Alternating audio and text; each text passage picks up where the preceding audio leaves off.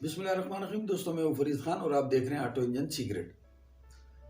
दोस्तों, आज का जो हमारा टॉपिक है वो है डीजल जनरेटर के बारे में कि डीजल जनरेटर जो है वो बेसिकली किस तरह जो है इलेक्ट्रिसिटी को प्रोड्यूस करता है, इसमें कौन कौन से कंपोनेंट इस्तेमाल होते हैं और डीजल इंजन जिसको हम ऑलरेडी पढ़ चुके हैं और जिसमें हमें पता है कि इसमें कौन कौन से पार्ट्स इस्तेमाल होते हैं और ये किस तरह जो है हमें आउटपुट प्रोड्यूस करता है।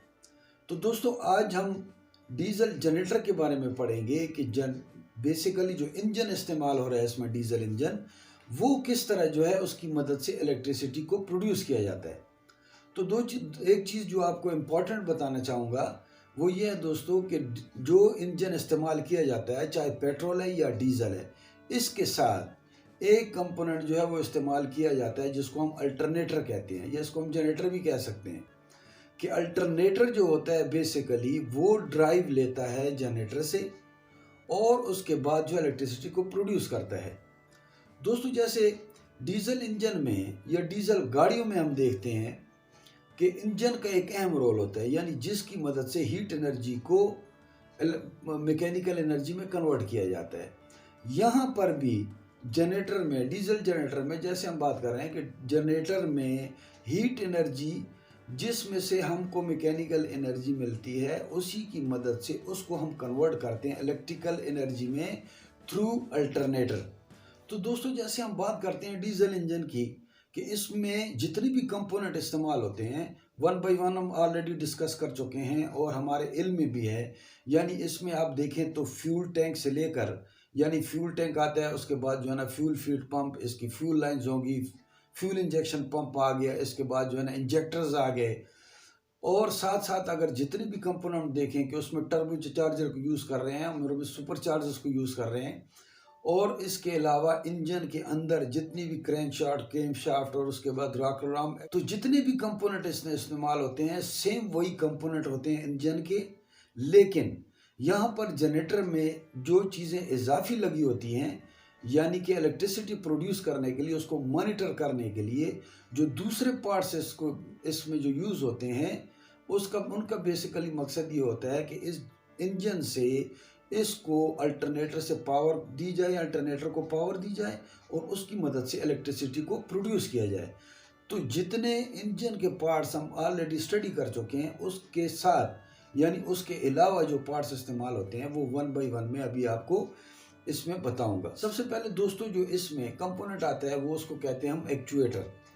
एक्चुएटर जो होता है उसका बेसिकली काम ये होता है कि ये फ्यूल को कंट्रोल करता है, ईसीएम से कंट्रोल करता है। और जो आपको इंजन के बारे में पता है कि उसमें ईसीयू होता है, ईसीयू होता है यानी इंजन कंट्रोल यूनिट जो होती है, उसकी मदद से या इलेक्ट्रॉनिक कंट्रोल जो इसका मॉड्यूल होता है उसकी मदद से एक्चुएटर जो होता है वो फ्यूल को कंट्रोल करता है।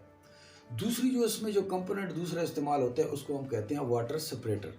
वाटर सेपरेटर का बेसिकली दोस्तों मकसद ये है कि जितना भी डीजल में अगर पानी उसमें शामिल है या कहीं पे कंटेमिनेशन है उसमें, तो उसमें क्या होगा कि जिस टाइम पे वाटर सेपरेटर में पहुंचता है तो उसमें पानी जो होता है उसको फिल्टराइज एक किस्म का कर लिया जाता है, यानी पानी जो होता है वो नीचे बैठ जाता है और फ्यूल जो है वो यानी डीजल जो होता है वो ऊपर रहता है। उसके बाद नीचे एक ड्रेन दिया होता है वाटर सेपरेटर में, जिस ड्रेन की मदद से उस वाटर को ड्रेन कर दिया जाता है।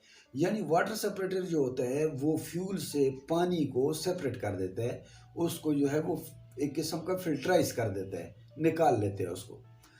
तीसरा जो दोस्तों इसमें कंपोनेंट इस्तेमाल होता है वो है कंट्रोल पैनल। कंट्रोल पैनल जो दोस्तों होता है वो बेसिकली ये कंट्रोल करता है और इसके अलावा इसको प्रोटेक्ट करता है जनरेटर को। यानी इसका काम क्या है कि control panel control and protect the generator, यानी इसके दो काम होते हैं, इसमें कंट्रोल का काम भी होता है और ये प्रोटेक्ट भी करता है इसको। तीसरा जो इसमें हम चौथा जो हम इसमें कंपोनेंट इस्तेमाल करते हैं वो है अल्टरनेटर। जैसे हमने पहले डिस्कस किया है कि इंजन और अल्टरनेटर दोनों मिलकर इलेक्ट्रिसिटी को प्रोड्यूस करते हैं। यानी इंजन जो है वो बेसिकली मैकेनिकल एनर्जी जो है वो प्रोड्यूस करता है और उस मैकेनिकल एनर्जी जो होती है यानी हीट एनर्जी से जो मैकेनिकल एनर्जी में कन्वर्ट किया जाता है इसको, वो मैकेनिकल एनर्जी जो होती है उसी की मदद से थ्रू कपलिंग अल्टरनेटर को ड्राइव दी जाती है। अल्टरनेटर जब रोटेट करना शुरू करता है तो वहाँ पे वो इलेक्ट्रिसिटी को प्रोड्यूस करता है।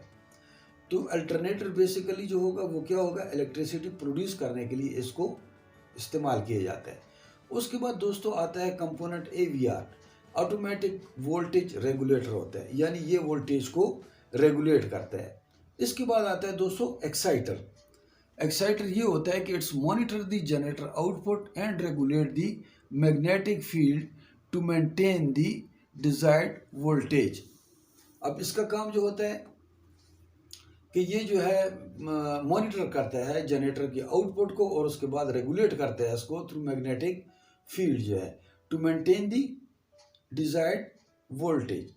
तो दोस्तों इंजन जो होता है वो एक जनरेटर में कैनोपी के अंदर भी फिट किया जाता है। बाज ओपन होते हैं जिनके ऊपर कैनोपी नहीं होती, और बाज जो होते हैं कैनोपी के अंदर फिट किए जाते हैं, लेकिन इनकी साइलेंसर असेंबली जो है उसको आउट किया जाता है ताकि एग्जॉस्ट गैसेज जो हैं वहाँ से एक्सपेल हों। तो दोस्तों ये थे इनके कंपोनेंट जो आज हमने डिस्कस किए। आज के लिए इतना ही। अगर ये वीडियो आपको पसंद आई है तो आप इसको काइंडली लाइक करें, सब्सक्राइब करें और बेल आइकन को भी प्रेस करें ताकि आने वाली वीडियोस का नोटिफिकेशन भी आप तक पहुंचता रहे। आपका बहुत बहुत शुक्रिया। अल्लाह ताला आपका हामी और नासिर हो। अस्सलामु अलैकुम।